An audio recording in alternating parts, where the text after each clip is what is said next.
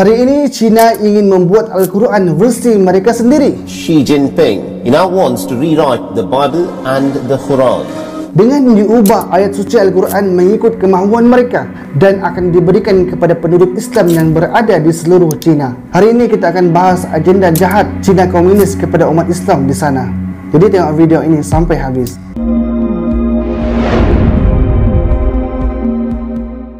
Assalamualaikum warahmatullahi wabarakatuh. Sahabat semua, apa khabar? Ya, anda yang tengah tengok video ini, saya doakan agar diberikan kebaikan dunia dan akhirat. Dunia sekarang ditimpa dengan pelbagai musibah juga ujian dan wujudnya manusia yang melakukan kerosakan, sehingga kan ada kerosakan yang dilakukan khusus kepada orang Islam yang mana berlaku di China sekarang. Anda perasan tak, kalau dulu bila kita pergi ke China dan nak makan makanan halal, kita akan mudah dapat dan mudah nak kenal sebab penjualnya berjanggut dan juga wanitanya akan memakai tudung. Itu dulu, tapi hari ini susah nak jumpa. Saya pernah pergi ke China di Shenzhen tahun 2019.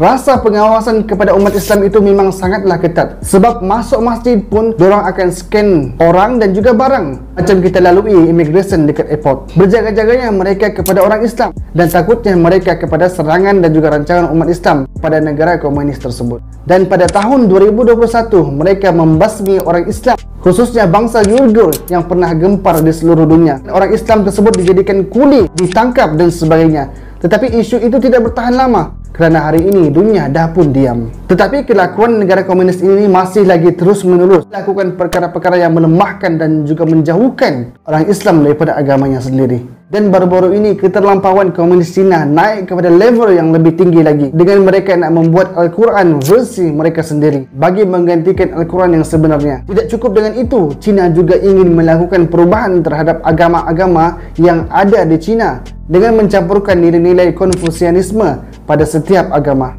Sahabat semua, sebenarnya perkara ini telah pun dirancang oleh Parti Komunis Cina semenjak daripada tahun 2018 lagi. Mereka mengubah setiap ajaran yang bertapak di negara tersebut lalu menerapkan unsur budaya Cina. Mereka ini sangatlah mementingkan bahasa dan juga budaya. Mereka tidak mahu dicampur adukkan dengan perkara-perkara daripada luar. Tetapi mereka boleh pula mencampurkan dan menentukan sendiri ajaran agama yang bukan daripada Cina mengikut hawa nafsu mereka, sehinggalah ke tahap menghapuskan segala pengaruh luar yang terdapat dalam negara tersebut, lalu menanamkan pemikiran masyarakat akan ideologi komunis mereka. Dan sebenarnya itu adalah untuk memperkukuhkan kedudukan dan juga kekuasaan mereka di sana, sehinggalah agama dijadikan sasaran dalam memperkuatkan pengaruh mereka.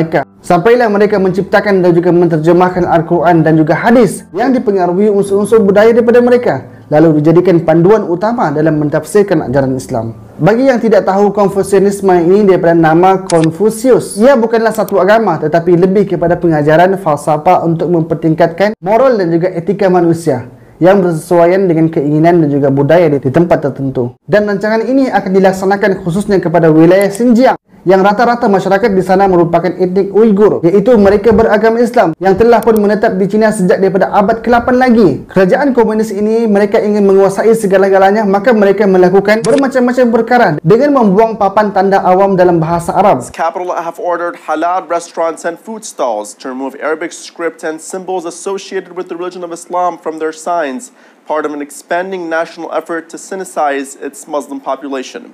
Serta melakukan perubahan kepada masjid. And there's this. Right across the region, mosques are being destroyed.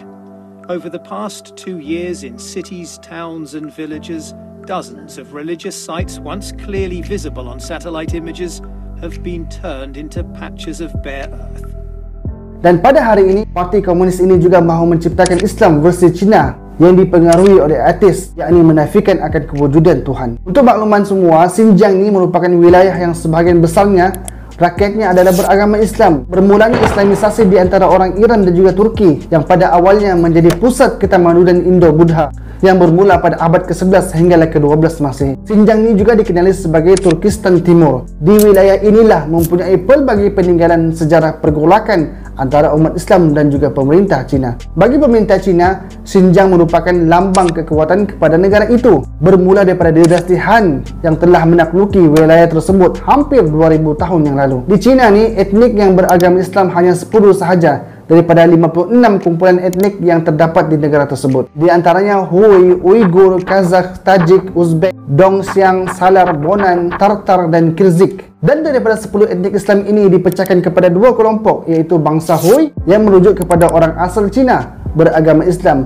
dan orang Turki yang telah bercampur budaya dengan masyarakat tempatan. Dan kini orang Uighur merupakan subbangsa Turki yang paling ramai menetap di Xinjiang sejak pada abad ke-8 lagi. Secara umumnya, Turkistan adalah sebuah wilayah Islam. Penduduknya ialah bangsa Uighur beragama Islam dan beramal dengan Islam. Turkistan telah dijajah oleh China sejak sekian lama. Namun pada 1955, Parti Komunis China telah secara rasmi menukar Turkistan Timur kepada Xinjiang, dan juga mereka memasukkan pemikiran dan juga agenda komunis mereka yang berasaskan kepada ketaatan yang tidak berbelah bahagi kepada parti dan juga kepada kerajaan negara tersebut, dan mereka ingin membuang segala pegangan agama dalam kehidupan seseorang manusia. Sebenarnya bermulanya pembentukan kerajaan komunis di China ini pada 1 Oktober 1949, mereka telah mengatur dan menyusun rapi rancangan mereka bagi menjauhkan masyarakat daripada kehidupan beragama, khususnya masyarakat Islam Uighur di Xinjiang. Tujuan mereka hanya satu sahaja, iaitu menakluki China dengan pembawakan dan juga ideologi mereka sendiri tanpa dicampuri sebarang pengaruh daripada luar. Bila satu tempat dah taat kepada mereka, maka mereka tidaklah risau lagi akan kehilangan negara tersebut, kerana negara yang mereka jajah itu akan mempertahankan negara mereka sendiri dan taat kepada China. Dan cerita negara komunis China ini bermula pada tahun 1936, iaitu ketua Parti Komunis China iaitu bernama Mao Zedong cuba mengambil alih tampuk pemerintahan Xinjiang yang pada waktu itu diperintah oleh nasionalis yang mempunyai pengaruh yang sangat kukuh. Maka langkah Parti Komunis China dalam menjatuhkan kerajaan nasionalis ini ialah mereka mengambil hati umat Islam dengan dijanjikan akan membantu menubuhkan kerajaan Islam yang mempunyai kuasa tersendiri dan menjamin kebebasan dalam mengamalkan ajaran Islam. Tetapi hakikatnya perkara tersebut sekadar janji-janji manis yang ditaburkan oleh Parti Komunis China untuk memenangi hati orang Islam bagi membolehkan komunis itu bertapak. Segala janji-janji politik mereka telah pun dicapatikan, dan peluang inilah dimanfaatkan sebaiknya bagi mencari kelemahan pemerintah nasionalis, lalu dijadikanlah senjata utama Parti Komunis China dalam menghilangkan kepercayaan umat Islam demi menjatuhkan pemerintah nasionalis itu. Realitinya, pemerintahan komunis China ini adalah ingin menghapuskan agama, kepercayaan terhadap ketuhanan dalam pemikiran masyarakat keseluruhannya, dan juga ketaatan hanya diberikan kepada mereka sahaja. Sifat anti-Islam dalam sanubari komunis di China menjadikan mereka sedaya upaya menghapuskan Islam daripada China serta memaksa orang Islam menjadi minoriti lemah di bawah bangsa yang lain. Sedangkan dalam sejarah, orang yang beragama Islam tidak melakukan masalah, tidak melakukan pemberontakan, dan hidup dengan aman damai menjalani kehidupan bersama komuniti Muslim. Sifat benci pemerintah terhadap masyarakat Islam ini timbul daripada pemerintah yang mempunyai agenda mereka tersendiri. Sehingga Parti Komunis China ini melakukan perjumpaan dengan Cina yang beragama Kristian, Islam dan Buddha dalam sebuah persidangan kerajaan pada 1949. Mereka dipaksa melakukan perubahan dan penyelewengan kepada agama mereka sendiri. Namun penentangan yang kuat oleh orang Islam terhadap idea itu dan arahan tersebut menyebabkan pihak komunis terpaksa menggunakan cara halus dengan menerapkan pemikiran komunis dalam kalangan remaja-remaja orang Islam. Mereka didoktrin dengan pemikiran komunis kemudian dihantar pada masyarakat Islam setempat.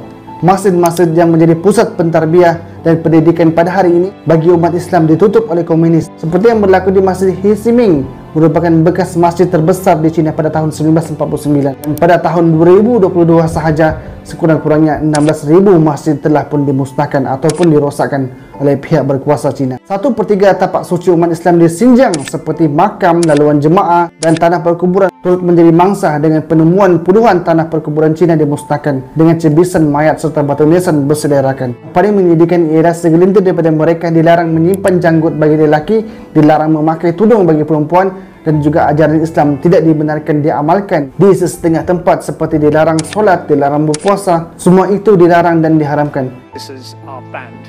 At this point here at number 10 says that the wearing of long beards for young men is not to be allowed.